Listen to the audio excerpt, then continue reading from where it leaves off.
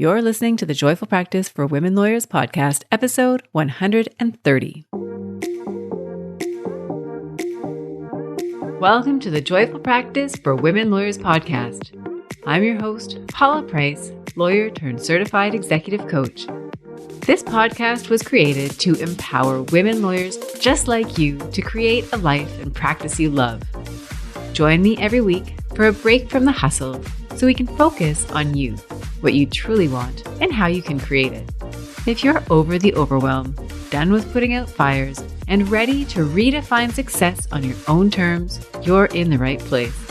Ready for today's episode? Let's dive in.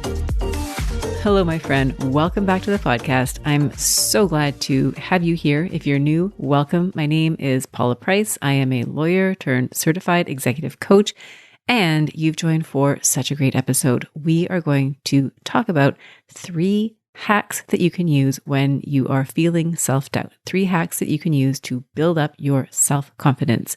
And I'm so excited to share these tips with you. Before we do that, I just wanted to say hi. I know that sounds a little bit weird, but I feel like I haven't shared a lot lately about what's going on behind the scenes. And last week I took a trip.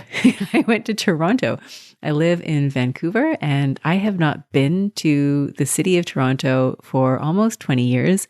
I did article in summer there about 20 years ago. So it was very, very interesting to go back there. The city has changed a lot. I really loved seeing all the changes in the city. I really loved my trip. I went there because there was a conference. The Canadian Bar Association's Women Lawyers Forum had a conference there on Friday, and the topics were irresistible. I'll share them with you because they are probably ones that would resonate with you as well.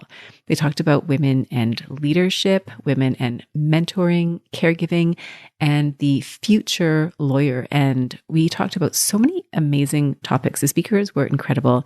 And I just loved being in the room with a number of other women lawyers and listening to ideas and insights and thinking about how I could apply these to my coaching practice, how I can better serve my clients with this information in hand. So it was really, really great, really rewarding.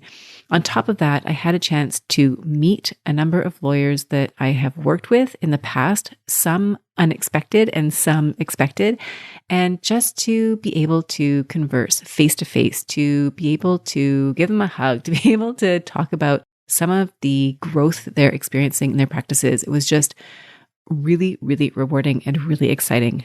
Highly, highly recommend it. And the last thing that I want to say about my trip is that for any of you who have little humans at home, which I do, although my little humans are not that little anymore, they're 9 and 11, but still it's very unusual for me to go on a trip without my family. So when I landed in Toronto, it felt a little bit strange to be the only one. And I really, really missed them. And I thought, this is not right. They should be here with me. And I will absolutely take them to Toronto. I think they'll love to see the city. There's so much to do there. And at the same time, I found that after a few days, I really benefited from having some time to myself. I really did enjoy wrapping myself up in the robe at the hotel and using their luxurious products. I discovered a new brand, Le Labo, which is really, really lovely. It smells so good. So it was just luxurious and I enjoyed it. And I just found that having some time away to reflect was really rejuvenating. So for any of you who are thinking about taking a trip away, and there are pros and there are cons, I'd encourage you to think about whether you can make it happen, because that time to yourself can be so enriching and so necessary to resume your usual life, whatever that looks like, with a refreshed perspective and sense of appreciation for what you have. So with that, I am going to dive into the episode. Thank you for sharing with me in that update. It really was fun. Again, I'd also like to mention that if you are on the fence about networking opportunities, places where you'll go where you don't know anybody, I would encourage you to tip the decision in favor of going. I know that I was a little bit nervous going. I didn't know anybody beforehand who was going to be there, and I did not let that stop me. I found it was such a great time, such a great place to connect with people who were like-minded. And so if you're on the fence, go for it. Go for it.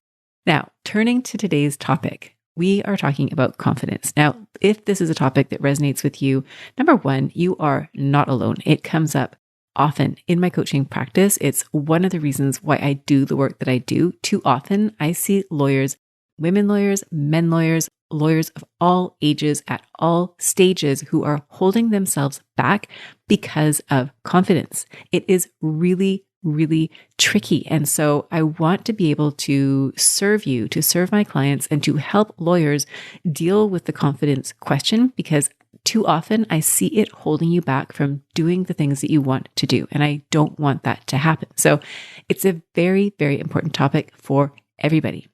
And before I dive into the hacks, I want to talk a little bit more about why I think confidence is such a problem when it comes to the legal profession.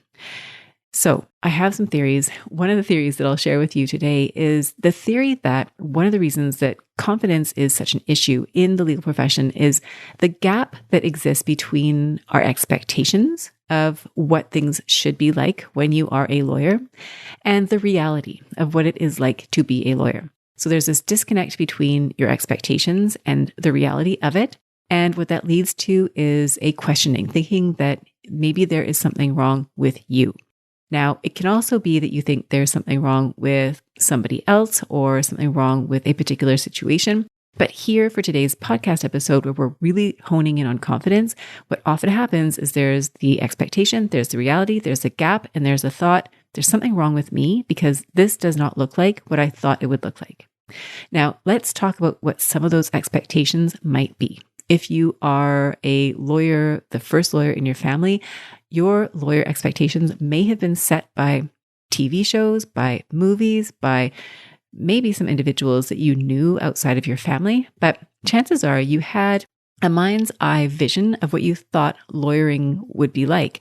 Now, lawyers typically hold a very high place in society. The practice of law is a very important role. You are really involved in justice. You are advocating for people who may not be able to advocate for themselves. You may be working on deals that have the potential to create a huge impact on your environment, on your jobs that are available, on how it's impacting the economy. You may have a job where you're dealing with people's individual freedoms and liberties. There are so many ways in which the work that you're doing is important. And so the stakes are high. There is a certain level of reverence that we give to lawyers because of the nature of the work that you do. Now, in your mind's eye, the quintessential lawyer, the perfect lawyer, chances are is fairly perfect. You might think of that person as being very noble, very wise, and very forthright. Now, you may also find that in your expectation, you're also working against a stereotype. So you might think that there's this particular image of lawyers out there that is not good. And we've probably all heard the term ambulance chaser, or we've probably all heard those lawyer jokes that are not very flattering to lawyers. So you might be working against that stereotype, wanting to demonstrate that actually lawyers are not that way, that they are much more in line with integrity and honesty and the things that we like to associate with the practice of law.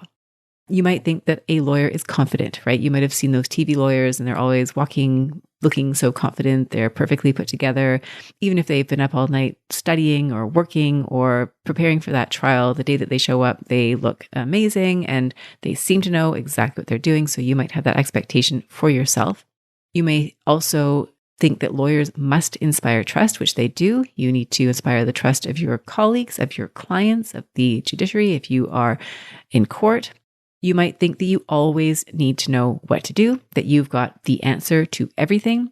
You might feel like you need to look the part, you need to feel the part. And again, going back to what society has told us about lawyers, we can think to TV characters. Maybe there's TV characters that you have attached yourself to or that you had as idols, perhaps way back when you were first thinking about becoming a lawyer. And there are also real life people who you may turn to, whether they're judges, really senior lawyers, colleagues of yours who you know, who seem to have it all together and who always seem to know what they are doing. So there's this expectation that that is going to be you. And what you might find is that there's a disconnect. What you might find is that the reality of the practice of law is actually quite a bit different. Now, first of all, I would say that most of the lawyers that I know operate in a culture where there can be a lot of stress. Now, it's not to say that it's like this all of the time, but there can be a lot of stress. There can be a lot of judgment. Again, maybe that's judgment coming from society, thinking lawyers are charging too much money, that lawyers are not doing a very good job, that lawyers are dishonest, whatever sort of judgment you might feel is being levied against you from people who are outside of the legal profession, for example. There's also judgment within the legal profession. Reputation, again, it's key as a professional to maintain your reputation, to have a good reputation. So you might find that there is judgment in certain circles that you run in certain environments. You might find that there are unwritten rules. You'll know that if you fall offside of those rules and maybe you feel the sting of what the consequences might be for that. You might be kind of wondering, am I onside those rules? Am I offside those rules? It can be really hard to figure out and navigate. There can be a culture of perfectionism. So depending on your environment, whether it's your work environment or your social environment, there might be this idea of perfectionism, a very low tolerance for failure. You might find that there are really, really high demands in your work and a lack of a number of things. So there might be a lack of feedback from people who could help you figure out how to do things better. You might be in a setting where you lack mentorship. You might lack guidance. You might lack instructions. And you might lack role models who you can relate to and look up to. So this describes some of what you might be experiencing. Now, in addition to that, you are, as an advocate, as a lawyer, you're often working with clients who are having their own problems, and you may take on those problems. What you might find is that your average day at work is your client's worst day. That is especially true if you're in litigation or a field where you're very much in a dispute-oriented process. People are really struggling. They're coming to you for help, and their lives are very, very difficult in that moment. You might find that the problems that you face are unique. Maybe your practice is relatively routine, and so you don't have a lot of cases that will stump you, but it could also be that your practice is riddled with those gray zone type of questions, and you are constantly trying to figure out what to do when there is no clear right answer. And when you're in that zone, when you're dealing with that uncertainty, you might find that you're really scared that you're going to make the wrong decision or you're going to make a mistake. And again, drawing that distinction between the idea of law and the reality is that in that ideal expectation-oriented vision of what lawyering is like, chances are mistakes don't really factor into that equation. Yet in reality, mistakes happen, whether it's an email that has a typo in it, or if it's something that's more serious than that. As long as you are human, there are going to be errors. And just a little footnote here for any of you who are thinking, well, AI, they have the answers.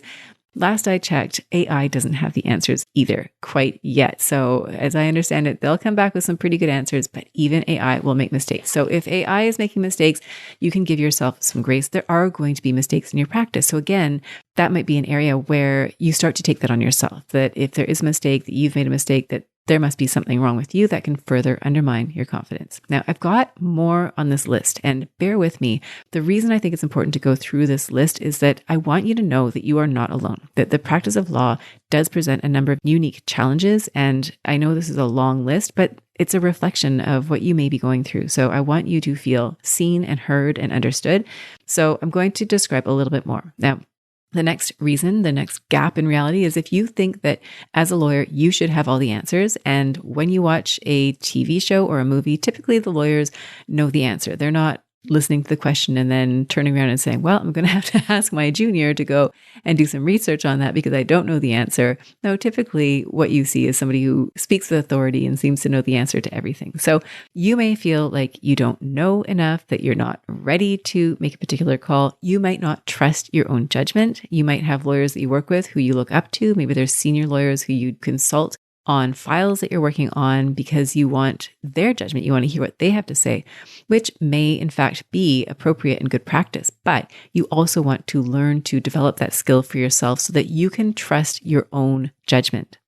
So another challenge is that you live with yourself, right? We all do. And what that means is that you, more than anybody, know where you struggle. You know that you may have imperfections. We all do.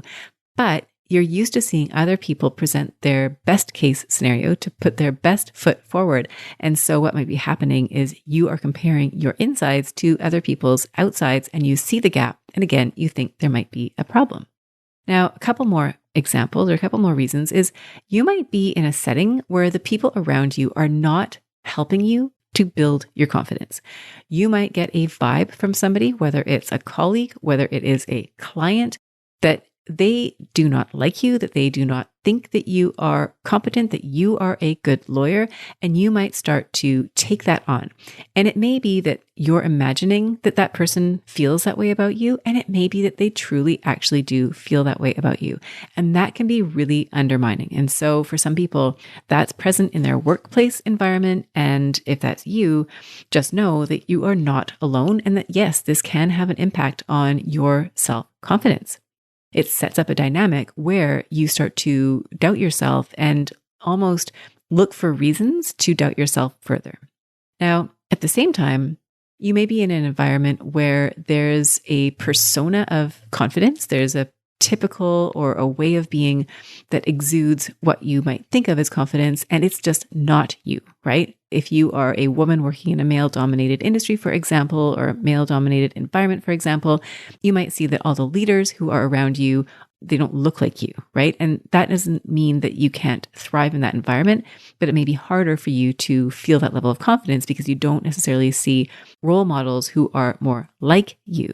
Now, it may also be that there are personality traits that are revered or that are associated with that level of confidence, whether it's being assertive or aggressive or louder or faster or some quality maybe that you don't necessarily resonate with. And so you start to think of confidence as looking a certain way, and that certain way is simply not you.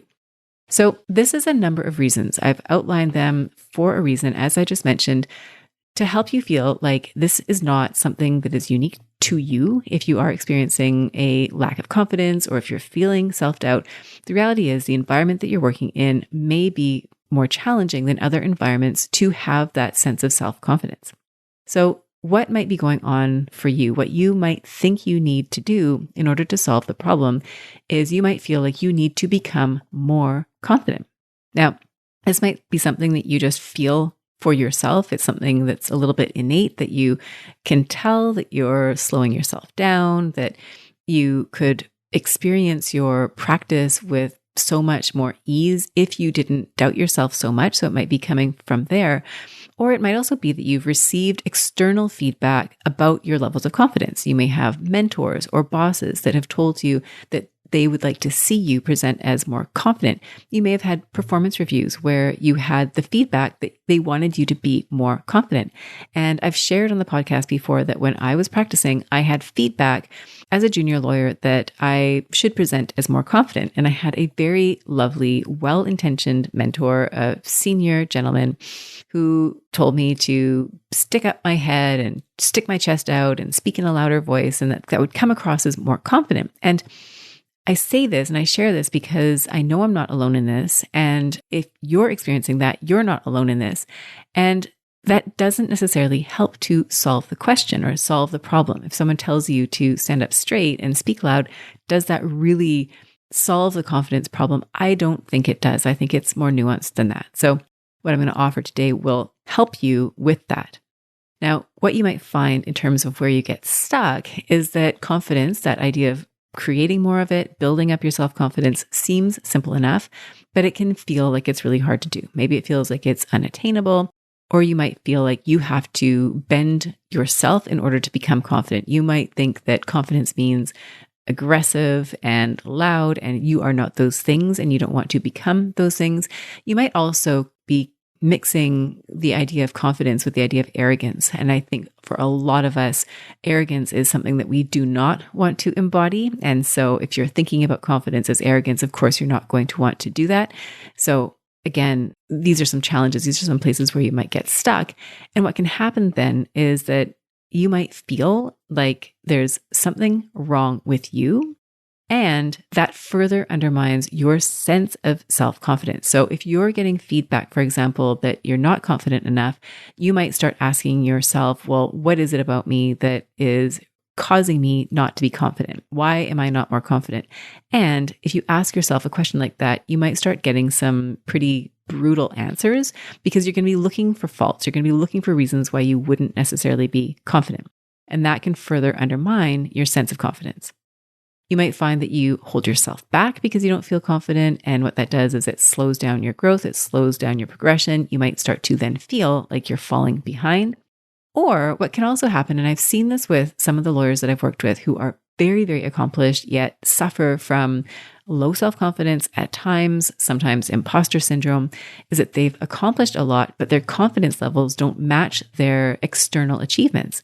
And so what you might find is that you've pushed forward, you've hit the milestones, you're getting the results, but the whole time you've got this internal chatter that you're berating yourself, you're judging yourself, you're making it really hard for yourself to move forward. So you're reaching the milestones, but you feel exhausted and you may even tend toward burnout because not only are you doing the work that is required to reach these large goals, to achieve these milestones, but you're also fighting an internal battle against yourself. And so you may hit the goals, you may reach those external markers, but you haven't really developed that inner sense of self-confidence. And so that can also impact your practice in the sense that you may actually be able to achieve greater things if you didn't have that internal chatter slowing you down. And certainly you would be enjoying your practice a lot more if you had that sense of confidence. So I'm going to offer you three hacks that you can use when you have that feeling of lack of confidence or that self-doubt that is creeping up. And the first one is I'm going to invite you to outsource your confidence. Now, this is a bit counter maybe to what you would expect. And it's not the answer. It's not the last thing that you would want to do because ultimately I do think each of us needs to build confidence from within. But these are hacks. And so what I'm inviting you to do is to think about how you can outsource your confidence to somebody else. Now, many lawyers, and you might be in this category, think they should do everything themselves. You might think that you are capable and you are smart, and so you should do it. You might have experienced trying to delegate something and it doesn't come back the way that you like it. And so you've adopted the belief that you can do it best, and so you should be doing it.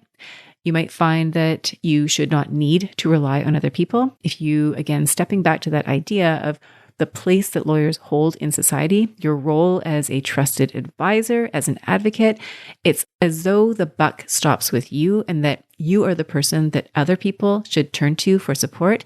You may not see yourself as that person who should turn to others for support. And so that reinforces this idea that you're on your own, that you need to do all of it yourself. And so when it comes to your confidence, absolutely, you should be doing it on your own. You shouldn't need to rely on other people. You might also see this as a sign of weakness, that if you were to admit to yourself or to others that you needed help, that would be a sign that there is something wrong with you.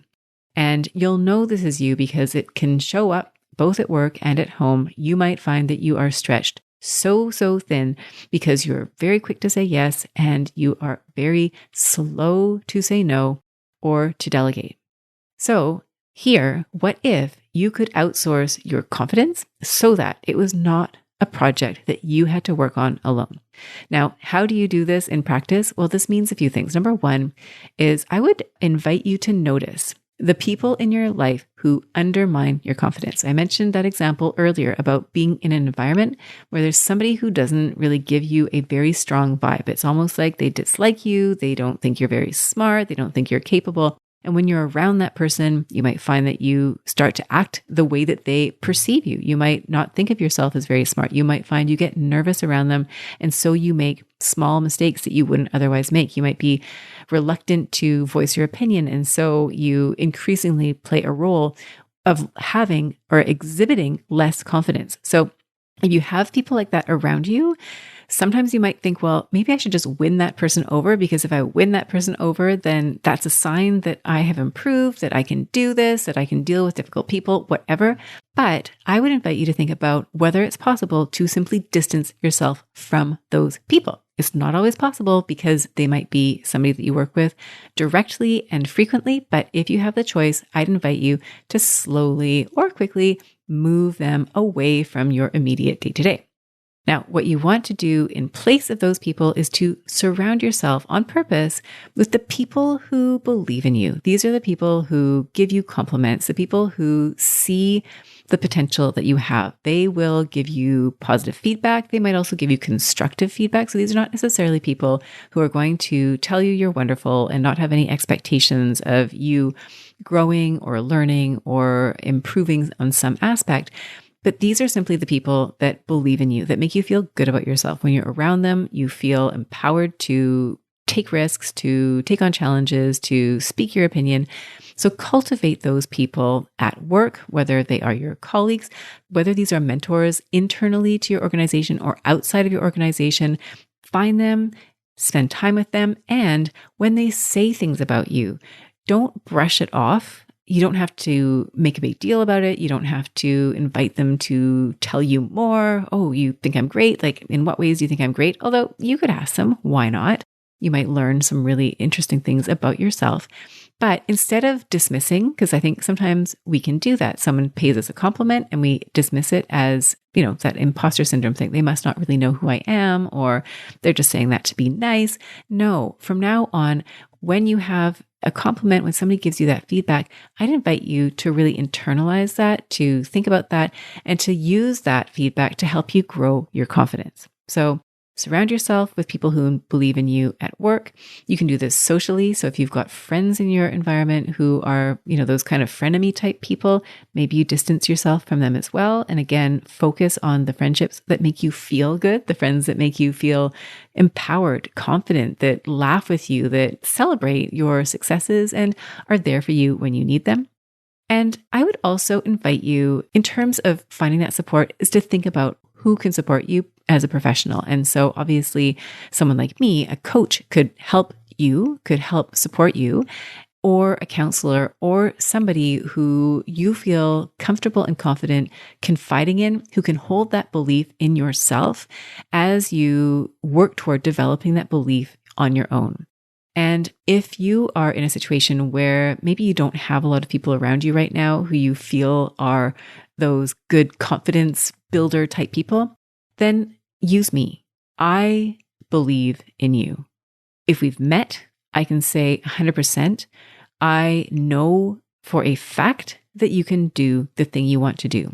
In my work as a lawyer and as a coach, in particular, I have yet to meet somebody who I do not believe is capable of accomplishing exactly what they want to do. I say that from the bottom of my heart, and I say that because you need to hear it.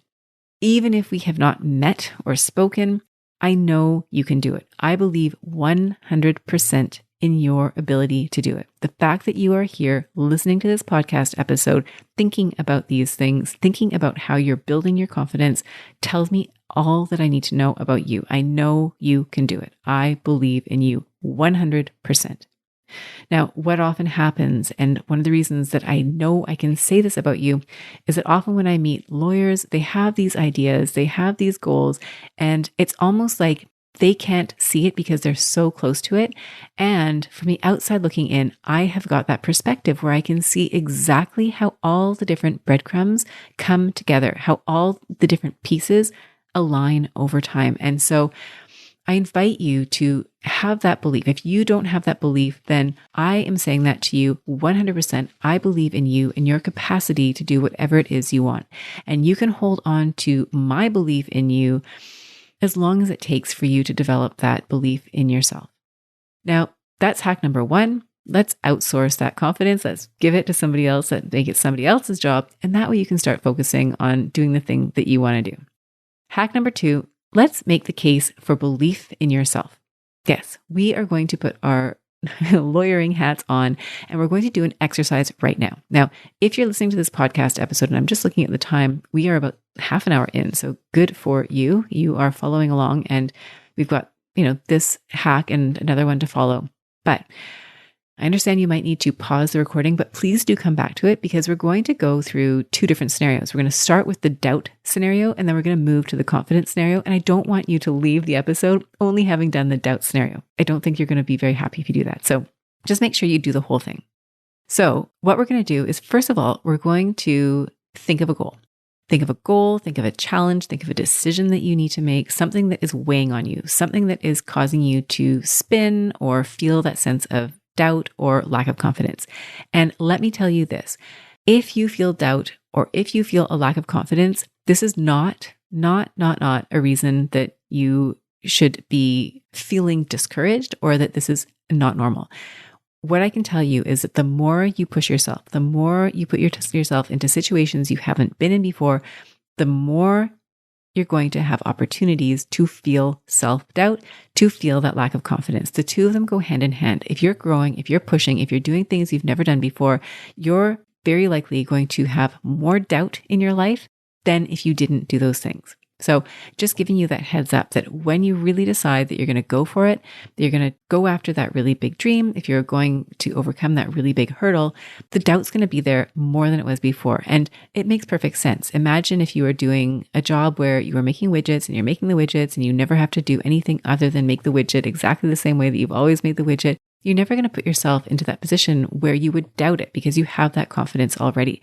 So here, when you're learning and you're growing and you're trying new things, of course, you're going to be stretched. Of course, you're going to feel that self-doubt. So let's just normalize that right away. Now, let's say you've got that big challenge ahead of you. The doubt comes up.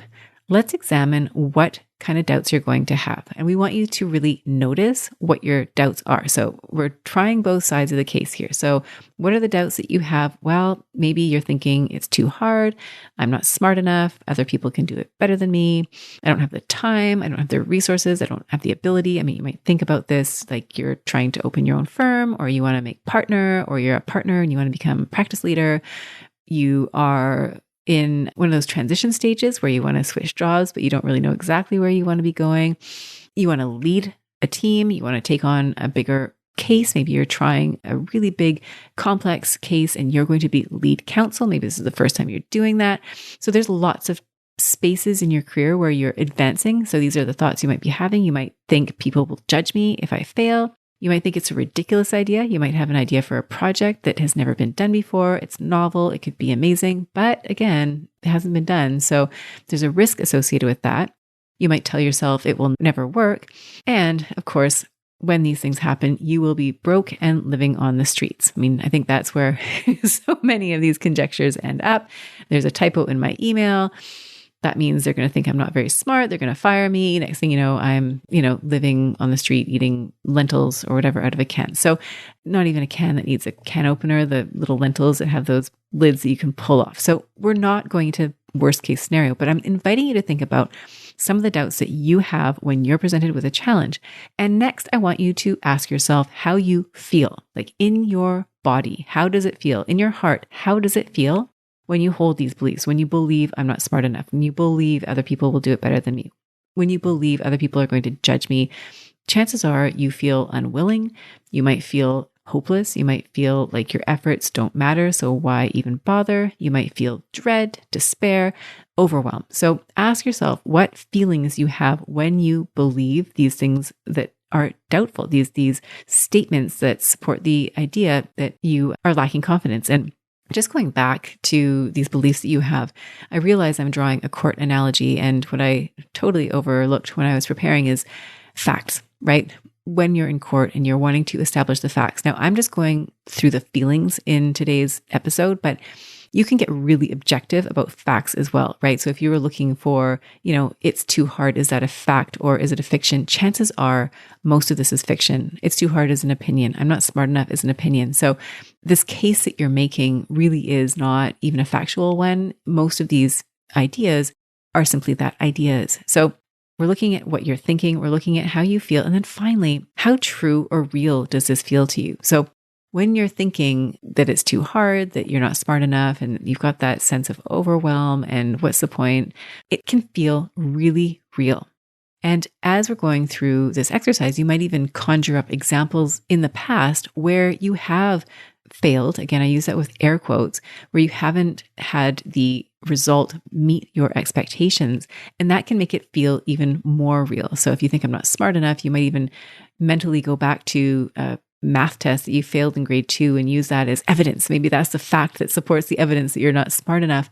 And so you can see how it feels really real going through this exercise. And this is why I don't want you to stop the recording right now. I want you to finish the exercise.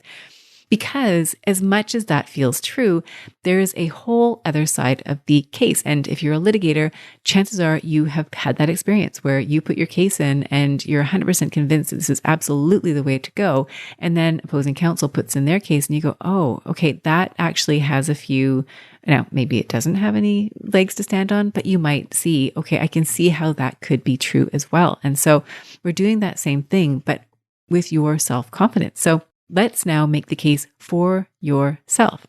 Now, if you are looking at some questions that you might ask to do the opposite, right? First, we talked about the doubts that you have. Well, what are some of the reasons that you are the perfect person for this particular challenge or opportunity? So you might look at the skills that you have, right? Maybe it's the training that you have as a lawyer. Maybe it's the experience that you have on files that are very similar. It might be that you have a way of dealing with difficult counsel or resolving novel problems. So what are the skills that you bring to the table that suit you, that make you suitable for this particular challenge or opportunity?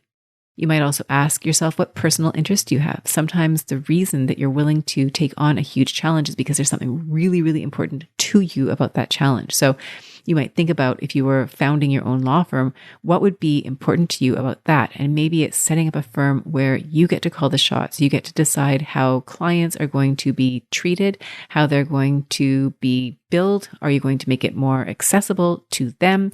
You might think about how you treat your staff. It's going to be a place where people love coming to work. You get to set the rules. You get to set the hours. You get to set the culture of the firm.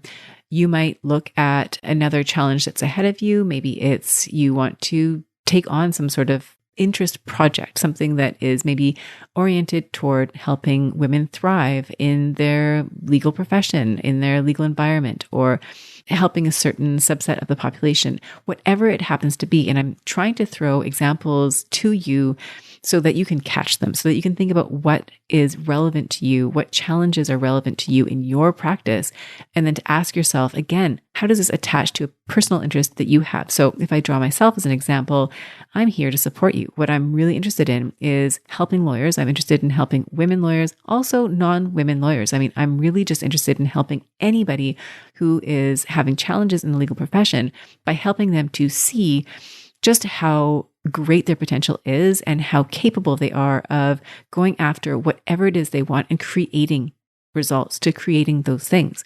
So that is my personal interest. I see that as part of my purpose in my professional work. And so again, you want to figure out what is important to you and how that sets you up uniquely to do the work that you're doing. Another question that you might ask is what qualities of personality make you ideal for that particular challenge or opportunity. It may be your tenacity. It might be your ability to put a team together. It might be your creativity. It might be your willingness to take on challenges, your willingness to, an ability to connect with all walks of life. So there may be qualities that are personal to you that start to make you the ideal person. And another question you might ask yourself is, how have you demonstrated your skills and qualities in other situations? So this might bring up examples of times in the past where there were challenges and you overcame those challenges, right? It was, the deal that had everything go wrong and yet you managed to close it and close it on time. It might be that trial where everybody thought it was a lemon and yet you managed to turn it around. It was the client who is never satisfied, who you managed to make satisfied.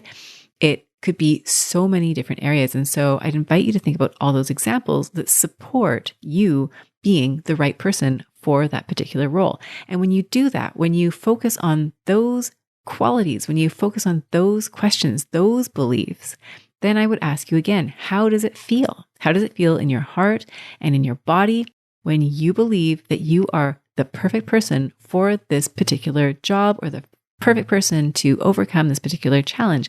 And my guess is that you feel empowered, that you feel willing, that you feel capable, grounded, that you are ready, that you are optimistic, and you may even be excited about the challenge ahead. And from that place, the actions that you take are so different. And finally, that third question that I'd asked you before when it came to doubt, how true or real does that feel to you, right? When you are seeing yourself as a person who is highly skilled, who's perfectly suited, who feels ready, who feels empowered, that feeling, that vision feels just as real as the vision of doubt, right? If you think back to your vision of doubt and how real that might have felt to you, how real does this feel to you? And what I'm inviting you to do, and this is your confidence hack, is when you're in that position where you've got the self-doubt, is you can recognize it. And maybe you spend some time there and think about, what is it that you are doubting? And does it help you to explore any of those doubts to find what meaningful action steps you might take to counter those doubts? And once you're done with that, I invite you to make the case for self-belief. Make the case for how are you the perfect person, and to lean into that, because you can make that feel just as real as the doubt. And the beautiful part about this is that you get to choose. So anytime you feel yourself drifting into doubt and it feels really real, you can taste those lentils. I invite you to pull yourself back and focus in on why are you the right person, and to spend some time there. So that is hack number 2, is we are going to have you make the case for belief in yourself, not just the case of doubt.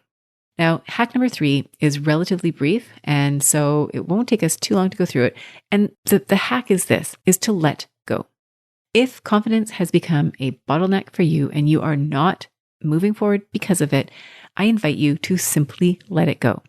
Now, imagine that someone that you cared about, maybe it's your child, maybe it's your spouse, maybe it's a parent. Imagine they're trapped in a burning building. My guess is that you're not going to question yourself. Can you save them? Are you suitable? Are you fit enough? Can you climb the stairs? Whatever it might be. You're not going to really entertain a conversation with yourself about your confidence or your abilities or your doubt in yourself. My guess is you see the fire, you think of the person you love, and you're in there. You have flown into the building to rescue them. I'm not saying that you need to throw yourself into a burning building. What I'm saying, though, is that the doubt, the time spent questioning yourself, is optional. And so what if we could just bypass that? What if we just said, hey, you know what? I see here how I'm not feeling all that confident. I see here how those feelings of doubt are coming up, and I'm just going to let it go. I'm just not going to let it bother me. If you have this sort of all or nothing approach, and I think many of us do, right? We see the world in black and white, all or nothing. And so you might be thinking, I need to feel confident before I can do X, Y, or Z. But if you're waiting for that, if you've got that all or nothing binary approach, then what you might find is that you're doing a lot more of the nothing than the all. And so let's get you to that point where it doesn't have to be a barrier. I've done a podcast episode all about what to do if you don't feel confident yet. And so you can go back and listen to that. The main takeaway from that podcast episode is that if it's not confidence, you can pull some other emotion, right? Whether it's determination. I mean, you think about the case of the burning building, you might not feel confident, but you feel 100% determined that you're going to make every effort within your power to save that person that you care about. So what is it other than confidence that you can draw on to move forward? So that's an approach that might help you when you're thinking about letting go of the need for confidence. Another approach you might take is to adopt a model of thinking about confidence that was created by Dan Sullivan. Dan Sullivan is a coach. He's a business coach, and he talks about the 4 C's. So confidence, he says, is a process. It starts with the first one, which is commitment. So you commit to a particular outcome. You commit to winning the case. You commit to changing jobs. You commit to becoming partner. You commit to starting your own firm. You make that commitment. So that's the first one. Next comes courage. So once you make that commitment, all the self-doubt, all the reasons why this is a terrible idea, they're all going to come up. And courage is knowing that, seeing that, and going ahead and taking action anyways. So courage doesn't feel good. Taking those actions isn't going to feel good, but you're going to do it. That is step number 2. So we start with the commitment, we move into courage. Then what starts to happen is as you take those steps, you build competence. And as you build competence, then you also then start to build confidence. So confidence isn't the starting point, it is the end point. So if that's something that helps you, that model for confidence is helpful to you, then you can think about that. You don't need to have the confidence. The confidence will come over time. The idea here is to simply commit, have the courage to get started, build your competencies, and the confidence will follow. So those are my 3 hacks. Number 1, we're going to outsource your confidence. Number 2, we're going to make the case. We're going to make the case for belief in yourself rather than the case for doubting yourself. And then number 3, we're going to let go of the need for confidence. We're just going to say, that's fine. We can do it without the confidence, whether it's that you're drawing on some other emotion, some other strength, or if you're taking that Dan Sullivan approach, the 4 C's: commitment, courage, competence, and finally, confidence. Now, having these approaches ready for you, having these hacks at your disposal will help you. I mean, if you imagine if you surround yourself with people who have confidence in you, and then you do that work to believe in yourself and take action, even if you don't feel confident, you will naturally develop your confidence. Once you create momentum, then your confidence will continue to build on itself. Now, a couple of skills that you'll need to do this. Number 1 is a willingness to practice believing in yourself and to weather through the discomfort of shifting your identity. If you are someone who struggles a lot with self-doubt, who struggles with confidence, then you might have trouble seeing yourself as a confident person. So one of the challenges that you might have is to go through that identity shift. Another skill that you might need is a willingness to continue the practice of building your confidence. So even when you have that shift, right? Even when you start to see yourself more on the side of confidence versus less on the side of confidence, chances are you're still going to experience moments and events where confidence does become problematic. And that is because you are putting yourself in these difficult situations. Again, going back to that Dan Sullivan model, if it's something new, you don't have the competence yet, you may need to go through a process to build up your self-confidence. So the idea here is that this is a practice. These hacks are ones that you can come back to continue to build your confidence, right? This is not a one and done affair. And the more that you challenge yourself, so the greater risks that you're taking, the bigger challenges you face, the greater opportunities that you pursue, the more doubt you're going to feel, not less, right? It's more, not less. And if you can keep that in mind, your expectations are going to align a lot better with your reality. And so you're not going to have that struggle there, right? Where you're thinking, well, it should be easy. It should feel better than this. It should happen faster. When you can align the expectation and the reality, you've removed one of those reasons why you might be feeling that self-doubt. So you'll want to have these exercises in mind. You can always come back to them whenever you need them. What will happen as a result is that you will find that you can accomplish so much more because you are not holding yourself back. So you are not having those same thought loops, that waffling, that slowdown, or simply not taking action because you don't feel that sense of confidence. And what that means is that you can take those ideas off the shelf, those dreams that you have for your practice, for your career, and you can actually bring them to light. And so I am so grateful to have you here with me for this podcast episode. I hope you have enjoyed it. And I hope that whatever challenge is ahead of you, that you are able to use the hacks, the tips that we covered today to help you move forward and to create those and to build that confidence. Now, I want to mention that if you are interested in working with me, you are, of course, welcome to reach out one-to-one. We can have a consult, figure out if we're a good fit for each other, and I can help you that way. You can find me on LinkedIn, by email, Google me. It's very easy.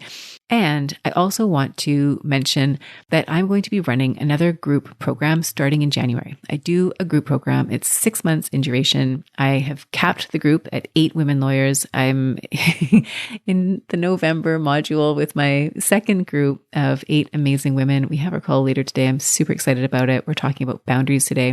There's a theme every month. The way the group works is you pick a goal and then we work on that goal for the time that we have together. And the beautiful thing about having a goal like this is that it brings up questions about confidence. It brings up the boundaries, the questions about how you're going to make time for your goal, all of these things. And you get to do that in the environment of a very supportive group of like-minded women lawyers who are all going after big dreams. And it has been so rewarding. I've had, like I said, a couple of groups in my second group, and I just love the women who have gone through these programs.